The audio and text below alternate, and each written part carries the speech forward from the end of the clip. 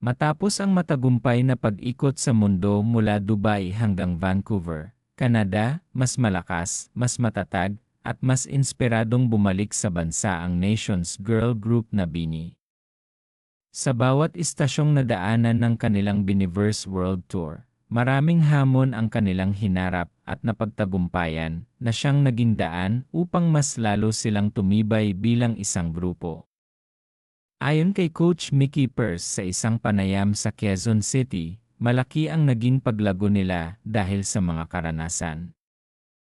Makikita mo ngayon na mas malaya sila, mas may kumpiyansa, at tunay na nag-enjoy sa bawat performance, isang pasasalamat sa mga Blooms.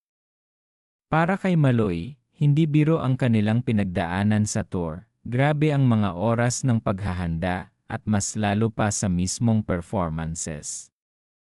Ibinahagi rin ni Coach Pearce na ang pagmamahal ng iba't ibang lahi sa kanilang mga performance ay nagbigay ng dagdag na lakas ng loob sa grupo.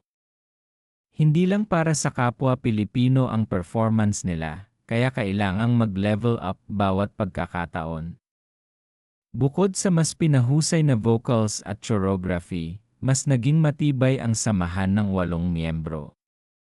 Lumalim talaga ang bonding naming 8. Bawat lungsod na aming pinuntahan ay nag-iwan ng kakaibang alaala sa amin, lalo na sa mga Bloom na nagpakita ng suporta sa bawat lugar, pahayag ni Stacy, sa paparating na Here With You fan meet. Asahan ng mga lokal na Bloom ang mga bagong performances na hindi pa nila nasasaksihan tulad ng Shagidi. Ayon pa kay Coach Pearce, para ito sa mga fans na hindi nakasama sa World Tour, para maramdaman din nila ang saya. Ibinahagi rin ni Joanna na may mga inihandang pasalubong ang grupo mula sa bawat bansang kanilang pinuntahan.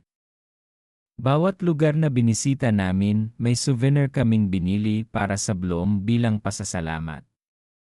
Isang espesyal na gabi ng musika, kwento, at pagmamahalan ang naghihintay para sa mga Bloom sa Hunyo 29, Ask Chat